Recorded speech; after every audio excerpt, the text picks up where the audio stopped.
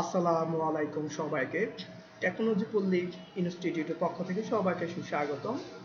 আজকে আমরা আবারও হাজির হয়েছি টেকনোলজি পল্লীর অফিসিয়াল ফেসবুক ইউটিউব চ্যানেল থেকে আপনাদেরকে একটা ল্যাব খুব সুন্দরভাবে হাতে ধরে শেখানোর জন্য।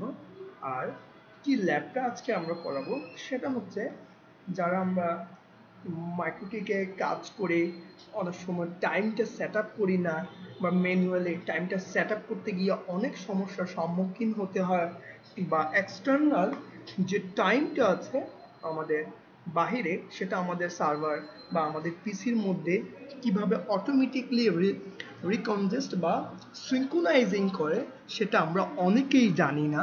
সেজন্য আজকে আমাদের এই ভিডিওটাতে আমরা খুব সুন্দরভাবে বোঝানোর চেষ্টা করব কিভাবে আমরা এক্সটার্নাল টাইম সার্ভারটা সেট আপ করতে পারি এবং কিভাবে এনটিপি ক্লায়েন্টটা সেট আপ করবো, এবং আমরা ম্যানুয়ালি টাইমটা সেট আপ করাটা আমরা এই ভিডিওর মাধ্যমে খুব সুন্দরভাবে আপনাদের সাথে শেয়ার করব। আশা করি যারা এখনও টেকনোলজি পল্লীর ইউটিউব চ্যানেলে সাবস্ক্রাইব করেন নাই, এখনই সাবস্ক্রাইব করে আমাদের সাথে থাকবেন। আমরা আপনাদেরকে খুব সুন্দরভাবে ধরে ধরে ব্যাপারগুলো শেখানোর চেষ্টা করব। আশা করি আপনার অনেকটা উপকৃত হতে পারবেন। তাই এখন চলে যাব আমরা মাইক্রোটিক রাউটারের আগে দেখব যে এই যে সিস্টেম থেকে এনটিপিতে যাওয়ার পরে আমাদের ক্লায়েন্টটা কোথায় গিয়ে আমরা পাবো। সো প্রথমে মাইক্রোটিকে ঢুকতে হলে উইনবক্স এই অ্যাপসটা গ্রাফিক্যাল মোডে ঢোকার জন্য এই অ্যাপসটা আমরা ইউজ করে রান করব। রান করলে আমাদের কাছে প্যানেলটা চলে আসবে। তারপরে এই যে আমাদের ম্যাক অ্যাড্রেস দিয়ে আমরা লগ ইন করে আমরা কানেক্ট করলে রাউটারের মধ্যে ইন করে ফেলবো। তারপরে আমাদের আজকের যেই কাজের উদ্দেশ্য হচ্ছে কিভাবে এক্সটার্নাল টাইম সার্ভার এবং এনটিপি ক্লায়েন্ট বা এসএমটিপি ক্লায়েন্টে সেভ করতে হয় বা সার্ভারটা কনফিগার করতে হয়। সো এখানে খুব সুন্দরভাবে সিস্টেম থেকে এই যে আমাদের কাছে এসএমটিপি আমাদের কাছে সুন্দরভাবে ক্লায়েন্টটা চলে আসবে। দেখেন এখানে আপনি যদি এনাবল না করেন তাহলে কাজটা ব্রডকাস্ট মোডেই যেহেতু আছে, সেটাকে এনাবল করা আগ পর্যন্ত কাজটা এনাবল হবে না।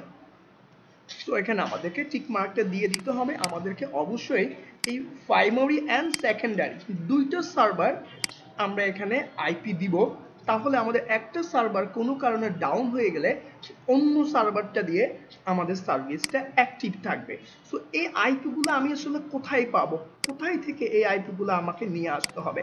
সেজন্য আমাকে যে কোনো একটা ব্রাউজারে গিয়ে লিখতে হবে ntp.pool ntp.pool, তারপরে এন্টার দেওয়ার পরে দেখবেন আমাদের বাংলাদেশের জন্য একটা বিডি বাংলাদেশ bd.pool.ntp.org এই সার্ভিসের মধ্যে এই ওয়েবসাইটে আমি ঢোকার পরে দেখেন এই অ্যাড্রেসটা ঢোকার পর আমি খুব সুন্দরভাবে চারটা সার্ভার আমি এখান থেকে পেয়ে যাব। এই সার্ভারে যে কোনো দুটা আপনি ইউজ করতে পারবেন। তো আমি জিরো থেকে এই যে পুরোটাকে কপি করলাম। কপি করার পর আমি আমার মাইক্রোটিক রাউটারে এসে এখান থেকে পেস্ট করে দিব। দেখেন পেস্ট করার সাথে সাথে আমি যতক্ষণ পর্যন্ত অ্যাপ্লাই দিব ততক্ষণ পর্যন্ত দেখেন আমার কিন্তু আইপিটা আসে না। খুব সুন্দরভাবে দেখেন আইপিটা চলে আসছে। এখন আমি আরেকটা নিয়ে আসব কপি করে, শুধু এই যে ডটের 1 পর্যন্ত আমি কপি করব, সার্ভারটা কপি করার দরকার নেই। তারপর দেখেন আমি কত সুন্দরভাবে এখানে এটাকে বসিয়ে দিচ্ছি। আচ্ছা এটাকে ওয়ানটা, হ্যাঁ।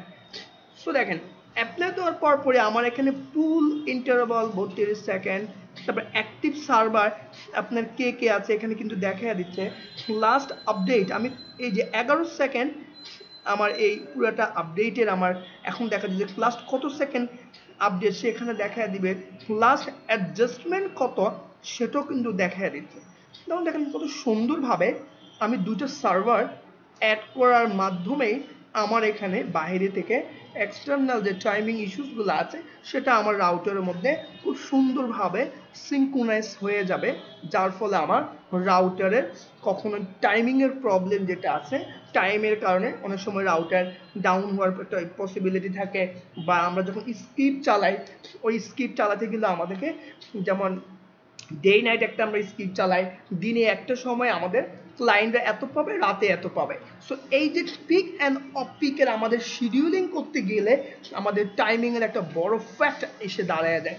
সেজন্য আমাদের এই এক্সটার্নাল এনটিপি সার্ভারটা করে নেওয়াটা খুবই জরুরি, খুবই গুরুত্বপূর্ণ একটা টপিক থাকে। তারপরে আমি দেখেন আমার এটা খুব সুন্দরভাবে সিস্টেম থেকে এনটিপি এনাবল করলাম।